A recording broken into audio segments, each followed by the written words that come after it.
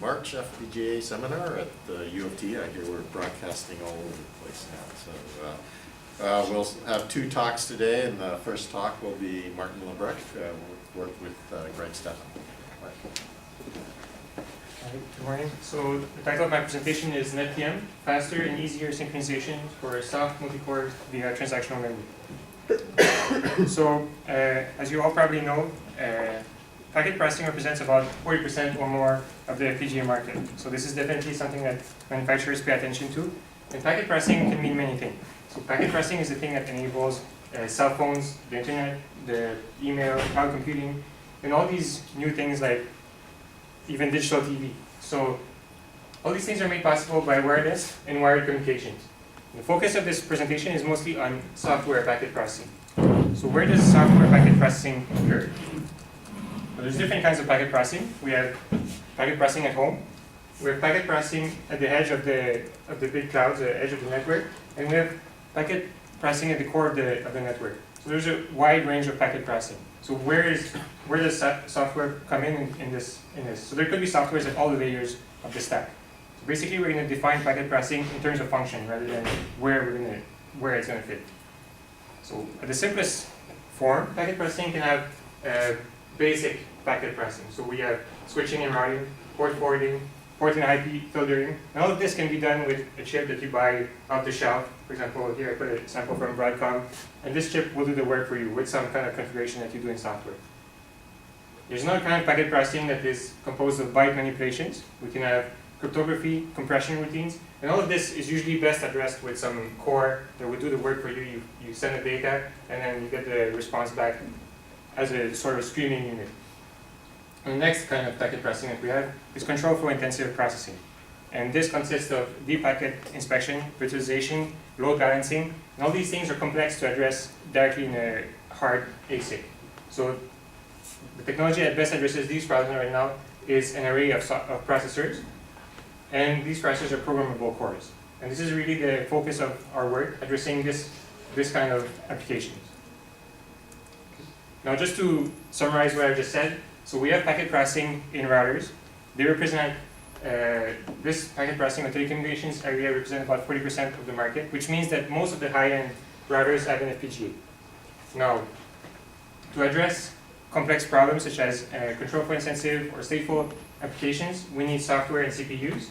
And what we're going to do is take the FPGAs that are already in those high-end machines and get them to implement and execute the software and CPUs. So basically, we're going to take an FPGA and take one fraction of the FPGA and implement the controllers for the network access and the memory controllers, for example.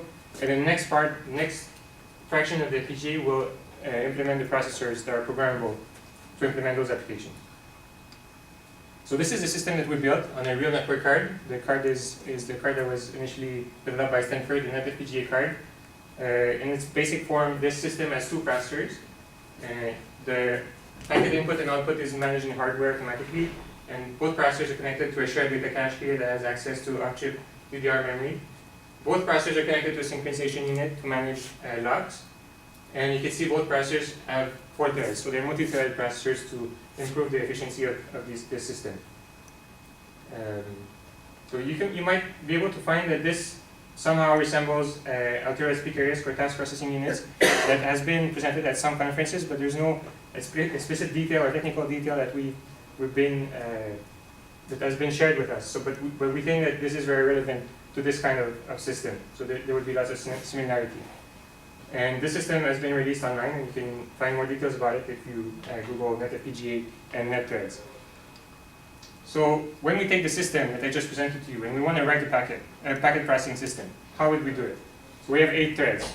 Now, we could take all the available threads and break our program into 8 stages and create a single pipeline. And then we'd have all the threads executing one fraction of the processing. Also, what we could do is break the processing into an array of pipelines. So we divide 8 by n, and then we'd have different lanes addressing the application in parallel. But this requires you to break the application manually. So this is going to be unnatural. You'd have to rewrite your application, and it's going to be hard to get load balance, and you have to schedule your packets efficiently, and there might be unutilized threads. So what we propose instead is that you would have a single program, and then packets would enter your processing unit, and your processing unit would process your packet from the beginning to the end. So you only have one program, and then the programming is simplified and the scaling is simplified, because really this kind of programming model does not depend upfront on the number of threads that you're programming. So this is really the way we're thinking of programming this system. Now, when we program such a system, we would hope that all our threads, if you remember the figure from the previous slide, all the threads would be busy processing packets. So we would hope that all the threads are computing at the same time and reaching high CPU utilization. In practice, because we're running a parallel system, we're going to have shared data structures. And then the programmer will have to insert locks in case there's a synchronization or data dependence. So as you can see, in thread 1, we have a synchronization section that thread 2 will have to wait for this shared data access, for example, because the programmer inserted a lock in case there would be a dependence. And then thread 3 would manage packet 3, but then would have to wait potentially on another thread, and so on. And eventually your system would reach sort of a poor CPU utilization because of these locks. Now, when we have packet processing, and you can see here I stacked 3 of those devices, you will end up with a system with many flows and many connections to the network, and lots of packets and lots of ports. And if you write your application with synchronization section or atomic section, where you have, for example, a lock, and then you have control flow inside your critical section, or you have pointer access inside your critical section, then as you increase the number of flows, it gets more and more unlikely that the different flows would access the same data structure. So you can think that flow A would access a different index here in this array. And then this could be a different pointer. So you can see that there's lots of potential for exploiting more parallelism inside these critical sections. So we measured with our benchmarks that using global locks at a coarse or fine grain, this kind of synchronization was overly conservative, 80 to 90% of the time. And there was lots of potential for avoiding this kind of lock-based synchronization in the common case for packet processing. And the approach that we recommend in this kind of system is to use transactional memory. So going back to our diagram, what transactional memory would mean is that you would have your threads that are processing in parallel, and then when there's a real data dependence, then in this case, there would be a serialization, and then this thread would have to wait on other critical sections, for example, on the other threads. But when there's no actual data dependence at runtime, then there wouldn't be this wait time. So we'd be able to extract some additional data parallelism and parallelism across our threads in our system. So just to summarize this idea, in general, log-based synchronization is conservative, so you end up over-synchronizing your program, and this leads to poor CPU utilization, so your CPU lanes are poorly utilized.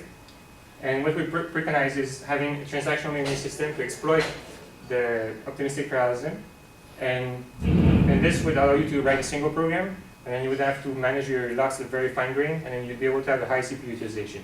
So this is the ideal, this is the goal. So to implement this transactional memory system, then we need to be able to execute these critical sections speculatively, because we don't know upfront if we're going to access the same pointer. So we're going to have to allow threads speculatively in the same critical section. Now, the components we're going to need to make this happen in our system, there's 3 components. The first one is going to be rollback support. We need a way to roll back the speculative execution.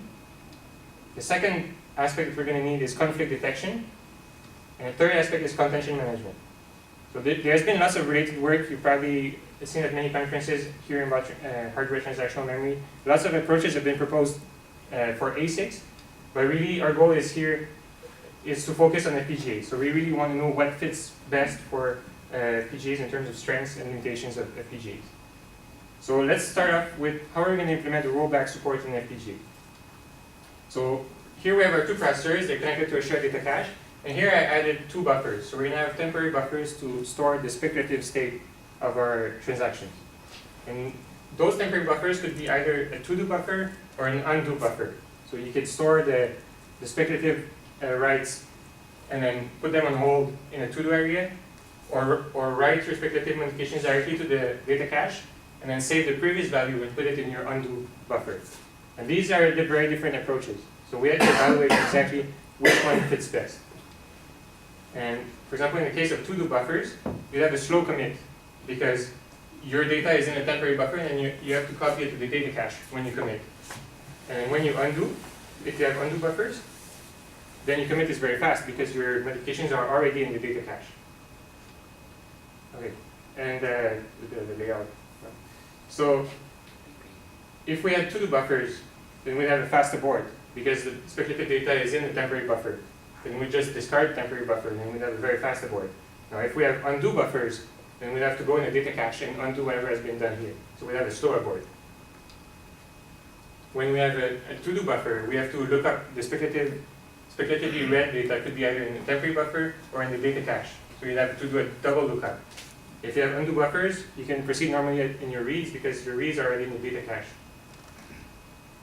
When you have a to-do buffer, you have to detect you can detect your conflict anytime. Before you commit, you can take any conflict detection mechanism because your speculatively writes are in the temporary buffer. Now, if you have an undo buffer, you have to detect your conflicts before you perform any speculative write because you have to avoid polluting this temporary buffer. You cannot put something wrong into this undo buffer. And finally, in a to-do buffer, you would have to store your data such that you can read from it in this temporary area. And this means that you would have to have high associativity or you have to have some way of indexing the data in this to-do buffer. So this means that the buffer would probably overflow at some point. There would be a cache line collision and your buffer would overflow. In the case of undo buffers, we're not reading from this temporary data. We're only undoing from it. So overflowing the buffer is very uncommon. So because this would be the best scenario in the common case, especially regarding this point, then we decided that this is really the best scenario to implement. And we actually implemented both and we compared both approaches. But this means that if we're implementing this approach, we're going to need to do conflict detection upon every speculative write. So this is a very important criteria that we're putting in our, this is a very important constraint that we're putting in our system right there and then. So we're going to need an efficient conflict detection mechanism. So how are we going to implement that? So on every write, we have to validate this access. Actually, we're going to do it for every memory transaction because writes and reads are just potential sources of conflict.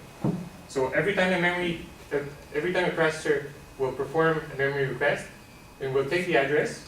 For example, we have a load here. We'll take the address, pass it to a hash function, and then take this hash and then use this result of the hash to index a signature. So a signature will be an array of bits, and then this array of bits will remember that we loaded a value from this particular address. So we're going to set this bit in the signature table, in the signature, and just to remember that we read this location.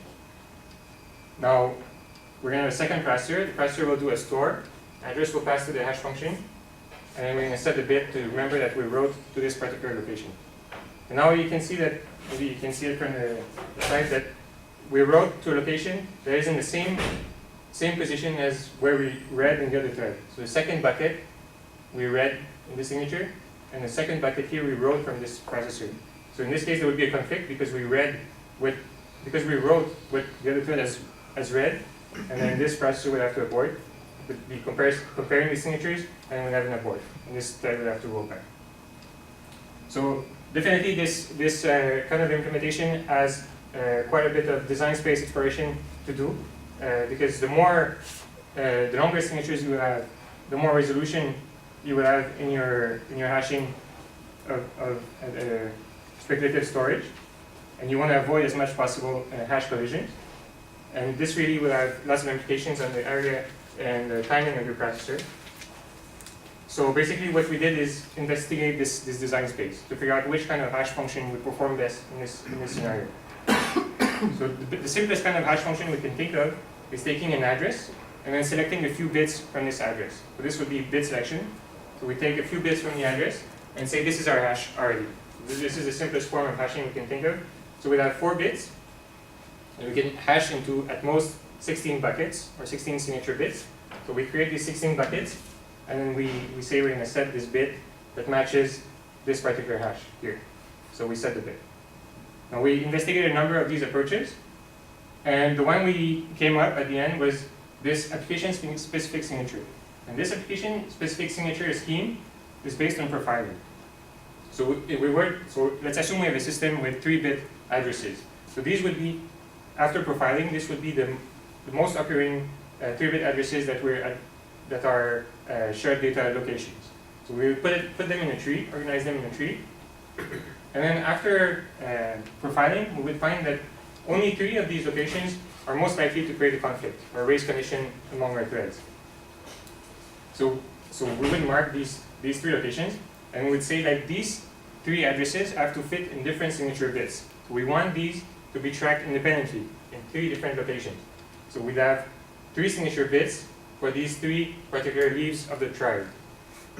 Now we're going to sort of mask the rest of the tree, and then we're going to try and express the rest of this tree as an equation. So we're going to remember only the places where the tree branches. So we have a branch at the top, the first bit branches, so either 1 or 0. And then we have a branch here, either a 1 or a 0 on the last bit.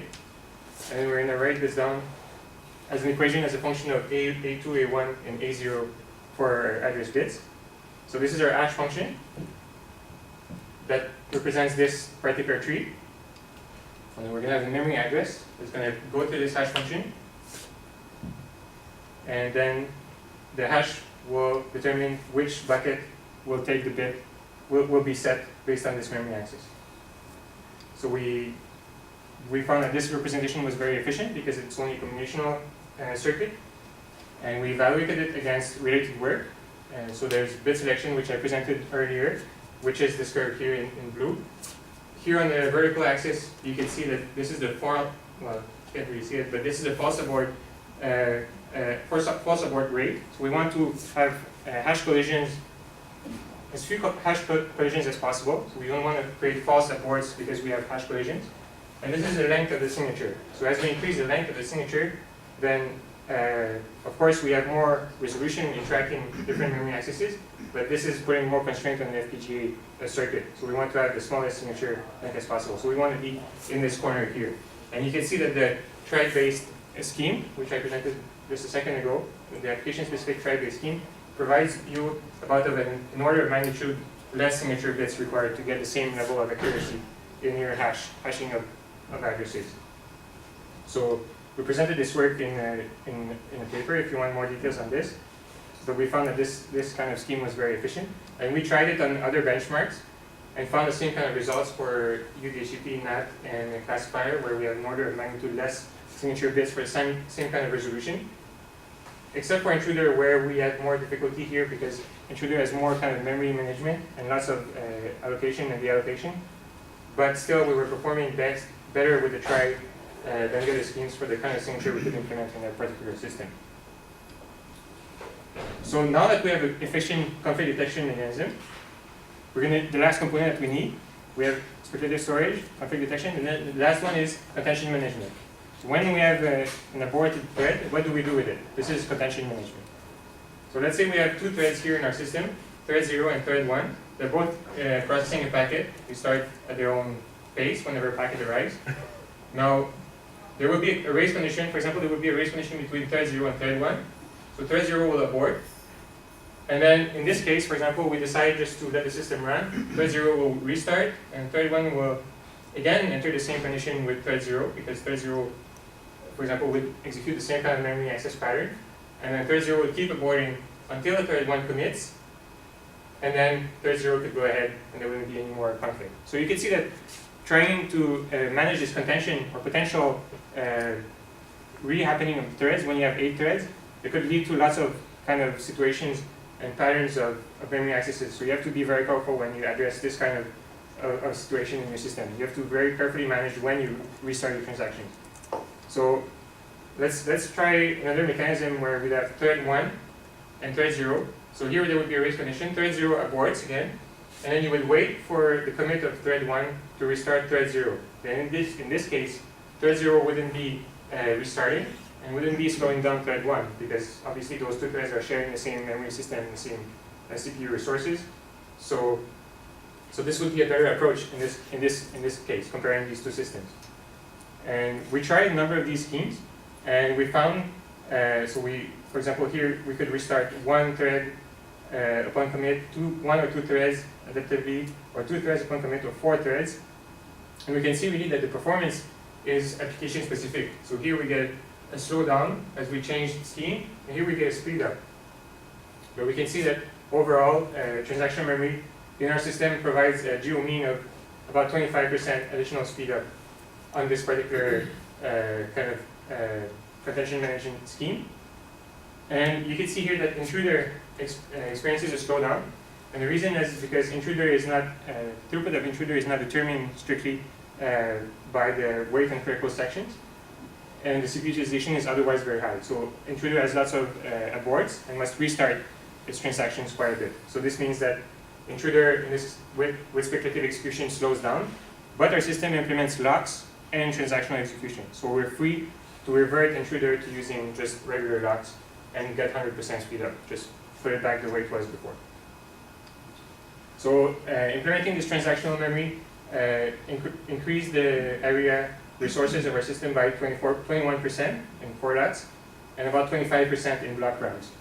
And the reason why this is such a big number, I mean, in comparison, is because we added 1,024 words of speculative storage for all our threads. So each thread can write 1,000 speculative words in the undo buffer.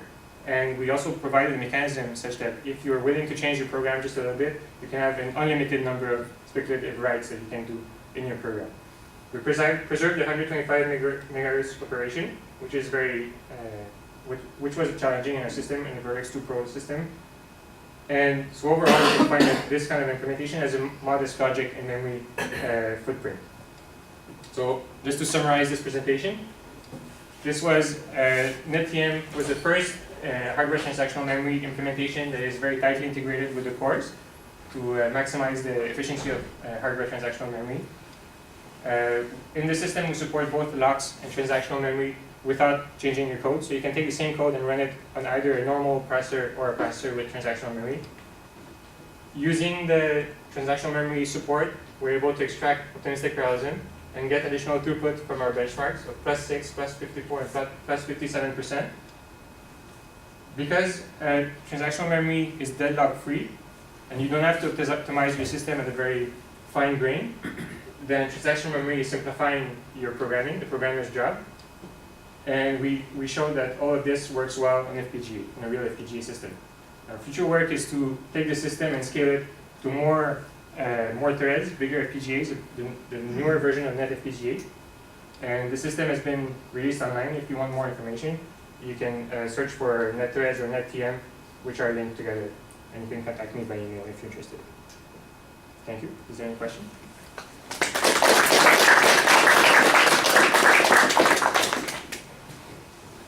Yep.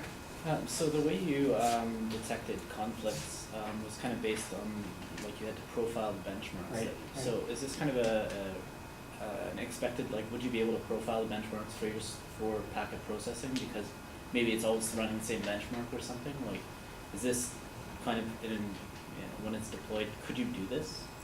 And if not, is there a more generic way of doing conflict detection that would work for a series of benchmarks? Yes, that's a very good question. So the question is there a generic way, or you need really to profile your conflict detection unit to perform your conflict detection? As I was explaining, you could do it in a very generic way. You could just do bit selection, and that would give you a sort of uniform hashing function.